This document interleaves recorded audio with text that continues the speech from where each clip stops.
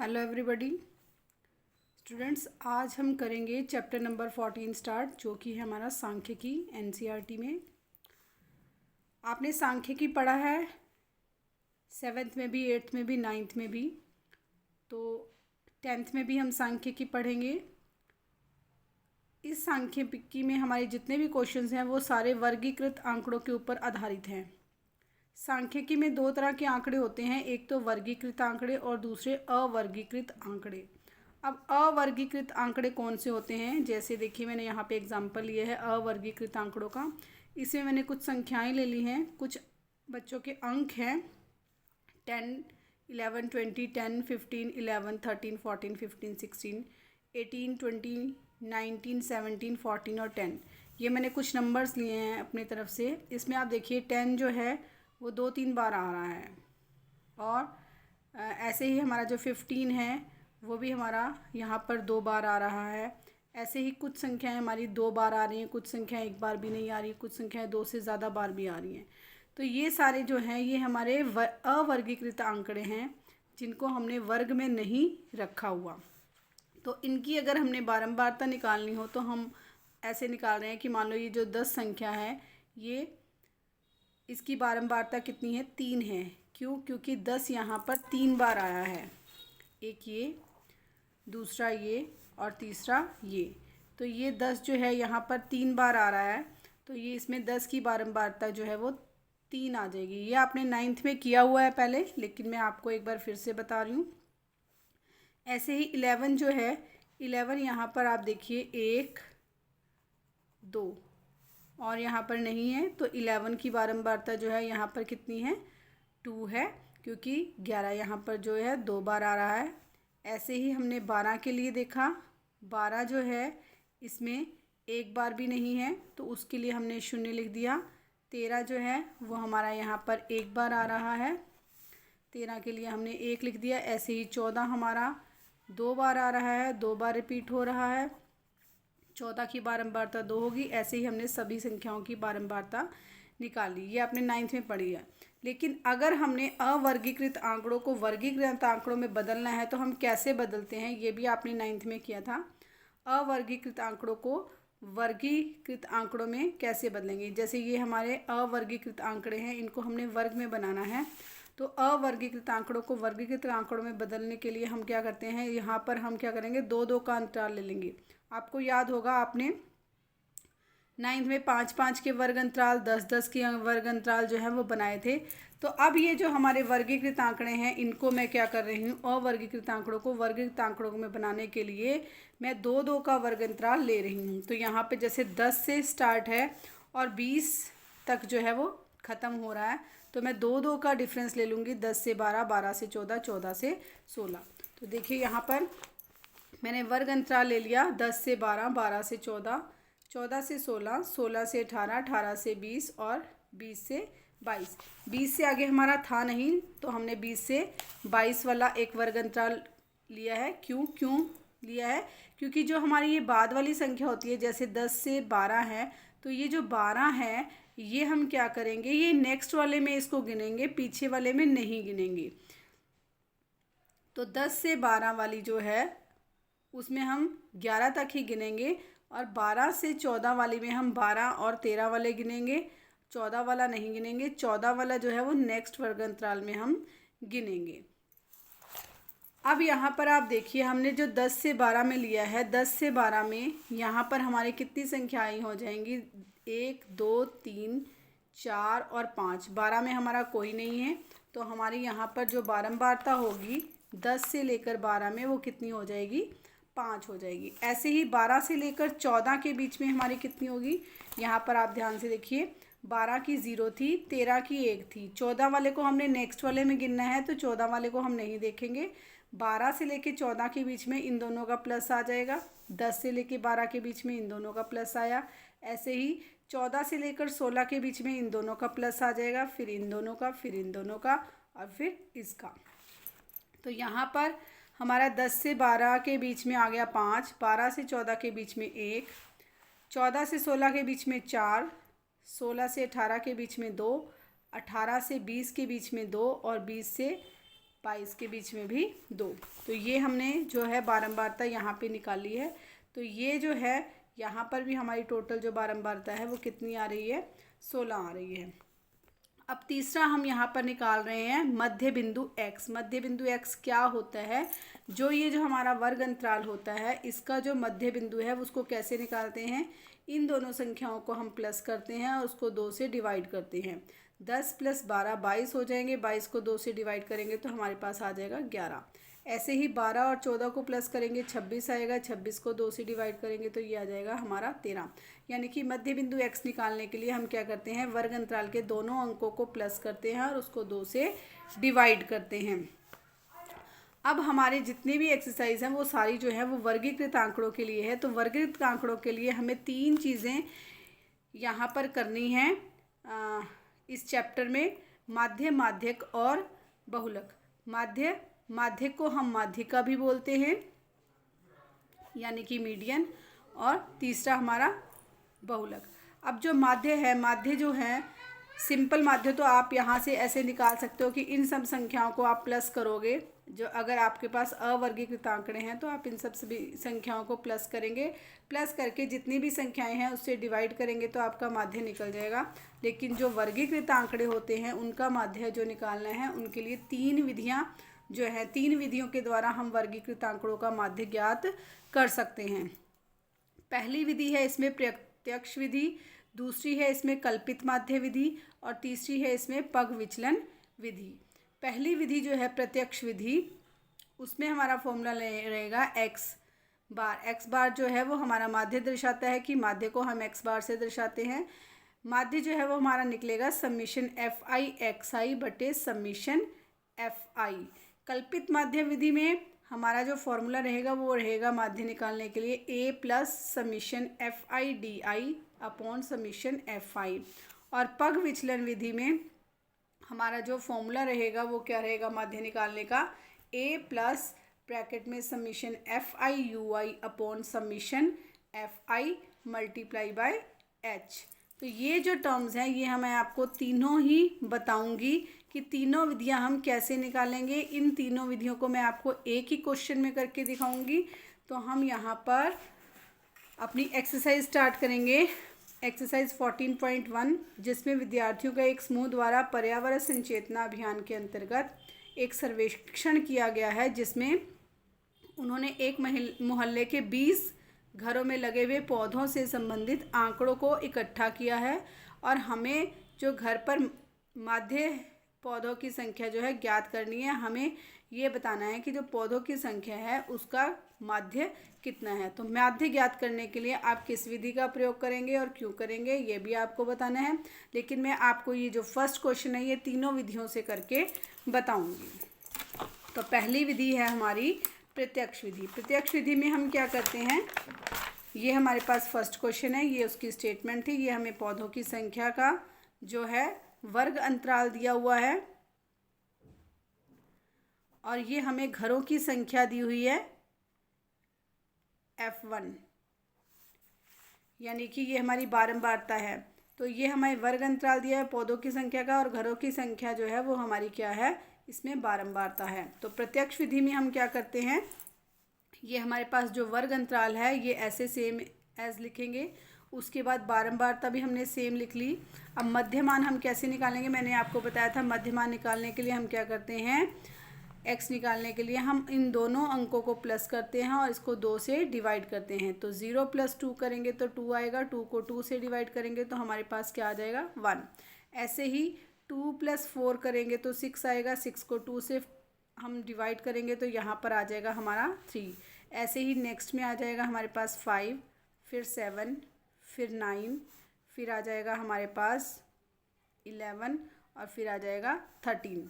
अब ये आ गया हमारे पास xi। ये हम प्रत्यक्ष विधि कर रहे हैं जो कि सबसे इजी विधि है। इजी तो सारी है लेकिन इस वाली विधि में जो है अगर हमारी बड़े अंक होते हैं, ज़्यादा अंक होते हैं, यानी कि अगर हमें हंड्रेड्स और थाउजेंड्स में दिए जाते हैं तो वहाँ पर हमारी जो कैलकुलेशन है वो बहुत ही लंबी हो जाती है। तो प्रत्यक्ष विधि जो है लंबी कैलकुलेशंस के लिए सही नहीं होती, उसमें हमारी कैलकुलेशन में गड़बड़ हो सकती है, तो उसमें हम दूसरी विधियाँ यूज़ करते हैं। लेकिन आप माध्य निकालने के लिए कोई भी विधि यूज़ कर सकते हैं।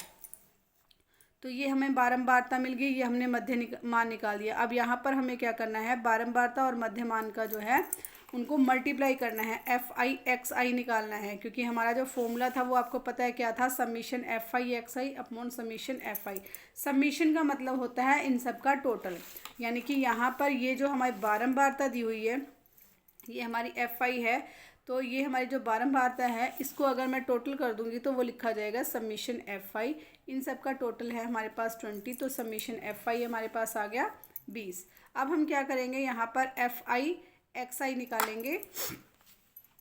तो एफ आई एक्स आई निकालने के लिए हम क्या करेंगे, इन दोनों को मल्टीप्लाई करेंगे। 1 को 1 से मल्टीप्लाई करेंगे तो 1, 2 को 3 से करेंगे 6, 1 को 5 से करेंगे 5, 5 को 7 से करेंगे 35, 6 को 9 से करेंगे 54, 11 को 2 से करेंगे 22 और 13 को 3 से करेंगे 39।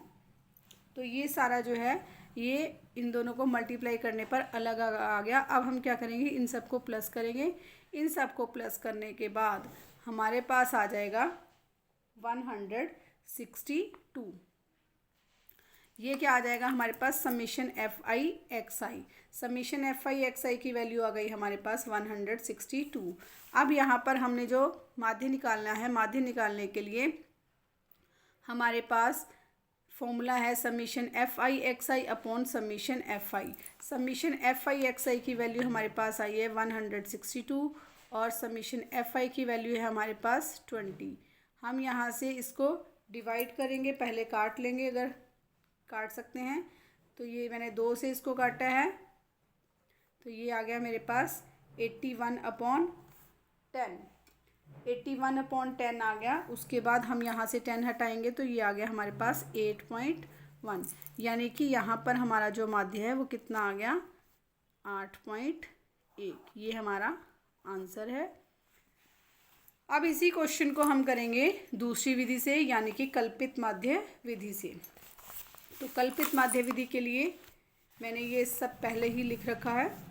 ये हमारे वर्ग है, ये हमारी बारंबारता है, उसके बाद मध्यमान हम यहाँ पीछे निकाल चुके हैं 1, 3, 5, 7, 9, 11 और 13।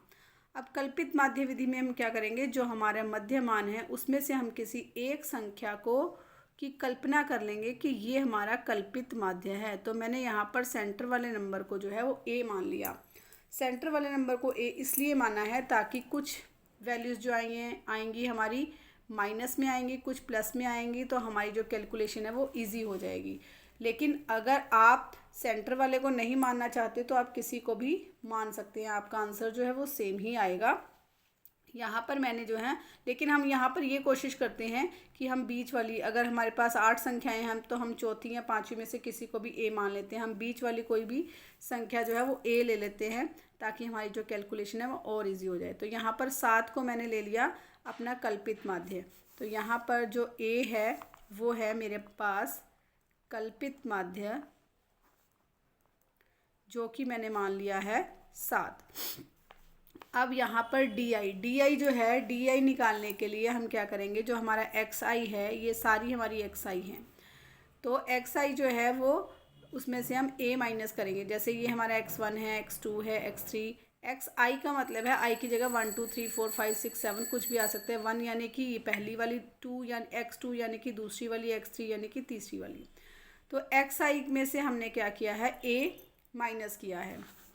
तो जैसे मैं यहाँ पर 1 में से 7 माइनस करूँगी तो यहाँ पर मेरा जो डी आई है वो क्या आ जाएगा, -6। 1 में से 7 माइनस करूँगी -6, 3 में से 7 माइनस करूँगी -4, 5 में से 7 माइनस करूँगी -2, 7 में से 7 माइनस करूँगी तो 0।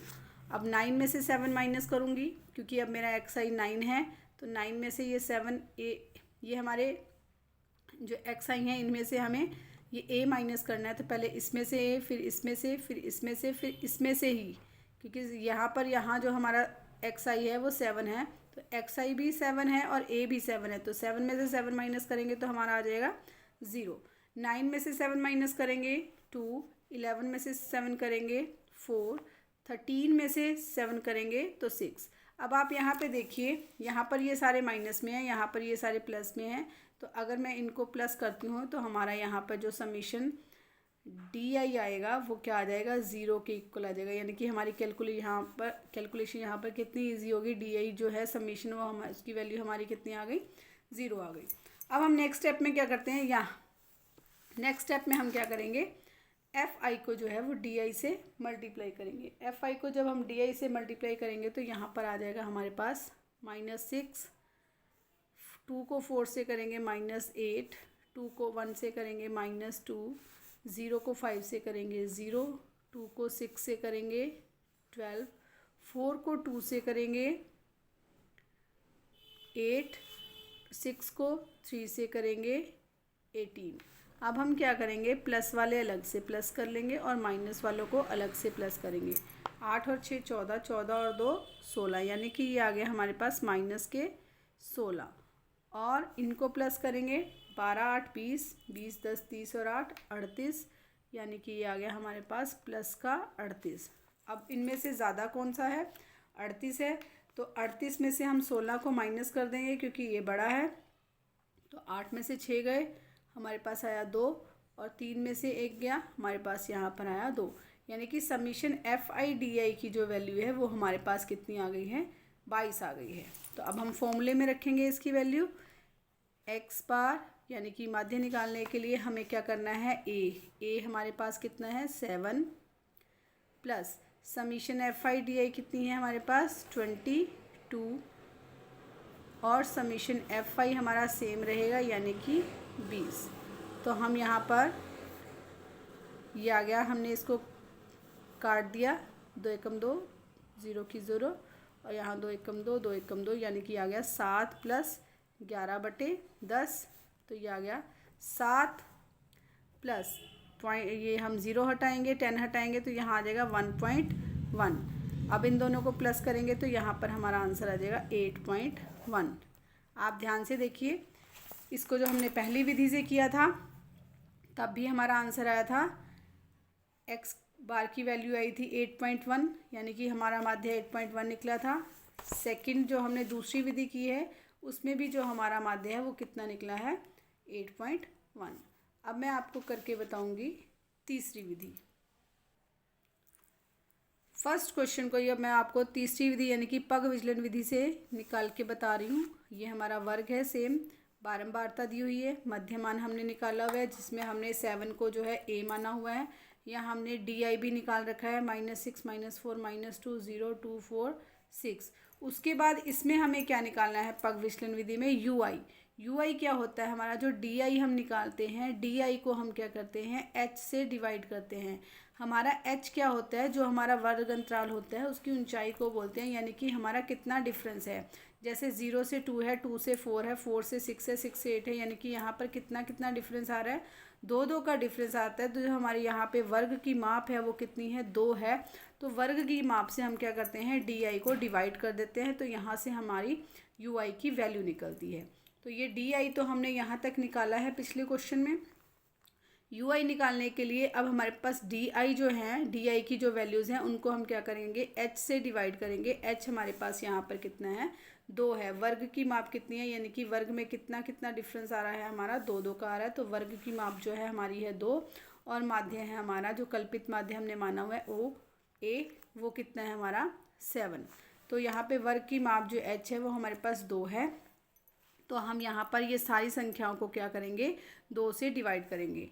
तो -6 को 2 से डिवाइड करेंगे तो यहाँ आएगा -3, -4 को 2 से डिवाइड करेंगे -2, -2 को 2 से डिवाइड करेंगे तो -1 0 1 2 और 3।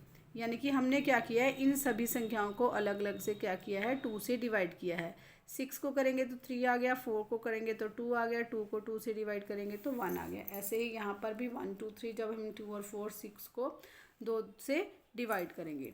अब इसको करने से क्या करते हैं, हमारी कैलकुलेशन जो है वो और भी इजी हो जाती है। तो हम क्या करते हैं, या तो कल्पित माध्य विधि का यूज़ करते हैं या फिर हम पग विचलन विधि का यूज़ करते हैं जब हमारी कैलकुलेशंस बहुत ज़्यादा होती हैं, बहुत लंबी हो जाती हैं।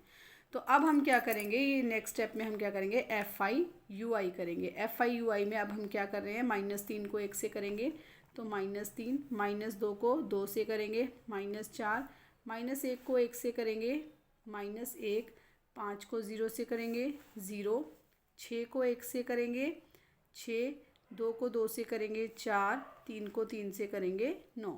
अब ये हमारी जो है ये माइनस की हैं, इनको हम अलग से प्लस कर लेंगे। ये जो है हमारी प्लस की हैं, इनको हम अलग से प्लस करेंगे। 4 3 7 और 1 कितना आ गया 8, ये हमारा आ गया माइनस में। और 6 4 10, 10 और 9 कितने हो गए 19, ये आ गया हमारा प्लस में। अब प्लस वाला ज़्यादा है तो प्लस वाले में से हम माइनस वाले को माइनस कर देंगे। तो हमारे पास यहाँ पर जो समीशन एफ आई यू आई यानी कि इन सब का जो टोटल है वो कितना आ जाएगा, 19 में से जब हम 8 को माइनस करेंगे तो यहाँ पर आ जाएगा हमारे पास 11। तो ये हमारा फॉर्मूला था एक्स बार यानी कि माध्य निकालने के लिए ए प्लस एच गुना summation F I U I upon summation F I. Summation F I U I आपको मिल गया 11, एच की वैल्यू आपकी है 2 क्योंकि 2 2 का डिफरेंस है, और ए की वैल्यू है आपकी 7, और समीशन एफ आई आपका कितना है 20, जो हम सब में ले रहे हैं सेम।